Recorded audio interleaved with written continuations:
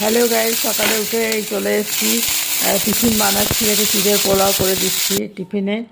এটা করে দেওয়ার পরে এবার পুজো করতে হবে। বেলা হয়ে গেছে, পুজোর টাইম হয়ে গেছে। তাই এই যে ফুলের গাছগুলো তো তোমাদের সাথে শেয়ার করছি। দামড়া দামড়া গাছগুলোকে হয়েছে, ফ্ল্যাটে লাগিয়েছি। এটা হচ্ছে জবা গাছ। জবার শীতকালে ফুল ফোটে না, সেটা জানি। জবা ফুল খুব একটা বেশি ফোটে না, ফ্ল্যাটে তো ফুটবেই না, সে জানি। কিন্তু ফুল শীত তো চলে গেছে, এবার ফোট না। আর এই একটা কুঁজো লেগেছে গাছে, এত জোর দিয়ে এত যত্ন করি কোনো গাছ, সেখানে ফুল টুল সেরকম হচ্ছেই না। এদিকে বড় বড় গামলা গামলা গাছ, এবার কেটে দিয়েছি, ফেলে আর দেখলাম ছেটে দিয়েছি। তো এইটা হচ্ছে একটা করবী গাছ।